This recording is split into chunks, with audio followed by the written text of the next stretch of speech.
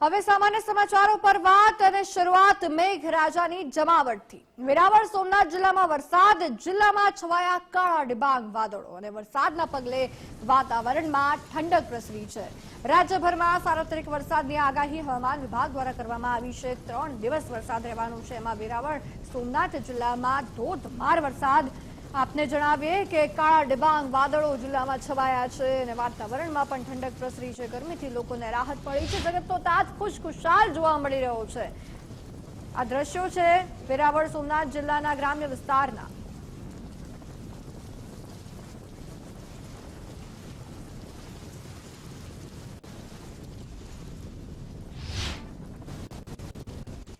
વેરાવળના ગ્રામ્ય પંથકમાં પડ્યો વરસાદ। આજોઠા, બાદલપરા, સોનારિયામાં વરસાદ। ગ્રામ્ય પંથકમાં ધીમી ધારે વરસાદ પડ્યો। વરસાદના પગલે વાતાવરણમાં ઠંડક પ્રસરી ગઈ છે। દ્રશ્યો અમે આપને દર્શાવીશું કે આપ આ દ્રશ્યો જો, કાળા ડિબાંગ વાદળો અને ધોધમાર વરસાદ। વાતાવરણમાં ઠંડક, ક્યાંક ધુમ્મસ છવાઈ હોય, વિઝિબિલિટી પણ ઘટી હોય એવા દ્રશ્યો કેમેરામાં કંઈક આ રીતે કેદ થયા છે। વરસાદી પાણી પણ રસ્તા પર વહેતા થયા છે। ગ્રામ્ય પંથકમાં વરસાદી માહોલ, વરસાદના પગલે વાતાવરણમાં ઠંડક અને રાહદારીઓ, વાહન ચાલકો પણ આપ જોઈ શકો છો એ રીતે વરસાદમાં ભીંજાતા રસ્તો પસાર કરી રહ્યા છે।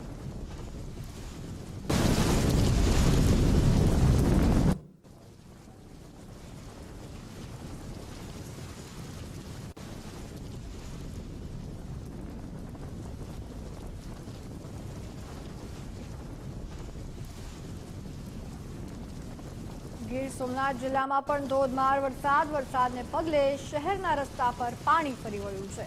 અવિરત વરસી રહેલ વરસાદના કારણે રસ્તા પર પાણી ભરાઈ ગયા છે। અસહ્ય ગરમી અને ઉકળાટમાંથી લોકોને રાહત મળી છે। ગીર સોમનાથના દ્રશ્યો સંવાદદાતા અર્જુન વાળા આપણી સાથે ફોન લાઈન પર જોડાયા છે। અર્જુન, વેરાવળ સોમનાથ, ગીર સોમનાથ તમામ જગ્યાએ ધોધમાર વરસાદી માહોલ, વાતાવરણમાં ઠંડક। શું અપડેટ વરસાદને લઈને?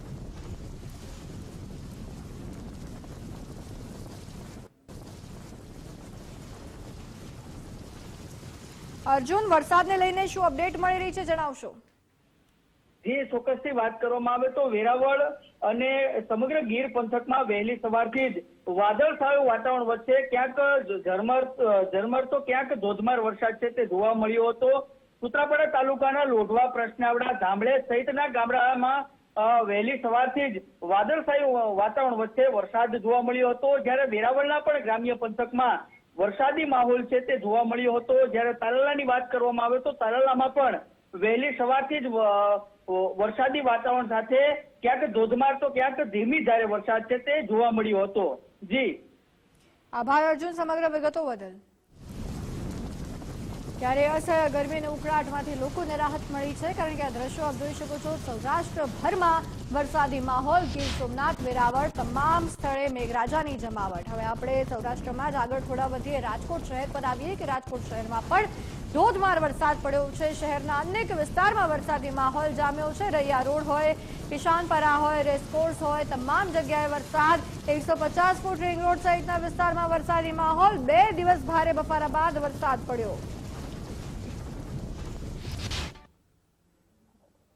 રાજકોટ શહેરમાં 2 દિવસ ગરમી અને બફારા બાદ આજે બપોર બાદ વાતાવરણમાં પલટો જોવા મળી રહ્યો છે। વાતાવરણમાં અત્યારે વરસાદી માહોલ છે તે જોવા મળી રહ્યો છે। સતત 2 દિવસથી જે બફારો અને ગરમી જેવું વાતાવરણ જોવા મળી રહ્યું હતું, જો કે છેલ્લા ઘણા દિવસથી રાજકોટ શહેર અને રાજકોટ ગ્રામ્ય વિસ્તારમાં વરસાદ પડે તેવી આગાહી પણ છે। રાજકોટ ગ્રામ્ય વિસ્તારમાં છેલ્લા 4-5 દિવસથી સતત અનેક અલગ અલગ તાલુકાઓમાં વરસાદ પડી રહ્યો હતો, પરંતુ રાજકોટ શહેરમાં લોકો વરસાદની રાહ જોઈ રહ્યા હતા, કેમ કે અસહ્ય બફારો હતો અને ગરમીનું વાતાવરણ હતું। પરંતુ હવે જ્યારે વાતાવરણમાં પલટો આવી અને વરસાદી વાતાવરણ બપોર બાદ જોવા મળી રહ્યું છે, ત્યારે રાજકોટ શહેરીજનો છે તેમાં પણ ખુશીનો માહોલ જોવા મળી રહ્યો છે, કેમ કે અચાનક વાતાવરણમાં ઠંડક પ્રસરી છે। રાજકોટ શહેરની જો વાત કરવામાં આવે તો રાજકોટ શહેરના રેસકોર્સ છે, 150 foot ring road, Raiya road, Kisanpara Chowk, આ તમામ એવા વિસ્તારો કે જ્યાં અત્યારે વરસાદી માહોલ છે તે જોવા મળી રહ્યો છે। રાજકોટ શહેર અને જિલ્લા બંને જગ્યાએ છેલ્લા 4-5 દિવસથી વરસાદી વાતાવરણ જોવા મળી રહ્યું છે અને આના લીધે એક તરફ ખેડૂતોમાં ખુશીનો માહોલ છે, તો બીજી તરફ રાજકોટ શહેરમાં વરસાદ શરૂ થતા શહેરીજનો પણ ખુશખુશાલ જોવા મળી રહ્યા છે। કેમેરા પર્સન દેવજી રંગાડિયા સાથે ગૌતમ બેડા, ગુજરાત ફર્સ્ટ, રાજકોટ। ત્યારે દ્વારકામાં પણ ભારે વરસાદની આગાહીને પગલે તંત્ર એલર્ટ મોડ પર છે. માછીમારોની તમામ બોટો કિનારા પર લાંગરી દેવામાં આવી છે. માછીમારોને દરિયો ન ખેડવા માટે સૂચના આપી દેવામાં આવી છે. માછીમારોને દરિયા કિનારેથી સલામત સ્થળે ખસેડવામાં આવ્યા છે. દ્વારકામાં એનડીઆરએફની ટીમ પણ તૈનાત કરી દેવામાં આવી છે.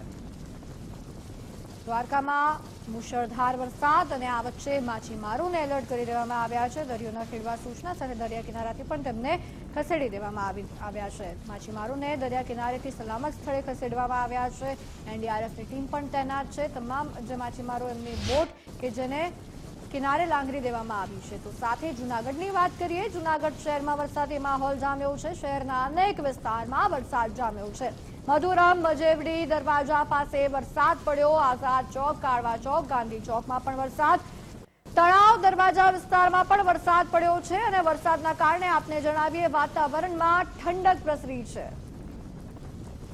સૌરાષ્ટ્રભરમાં વરસાદી માહોલ, અનેક સ્થળે વરસાદ. જૂનાગઢ શહેરમાં પણ વરસાદી માહોલ.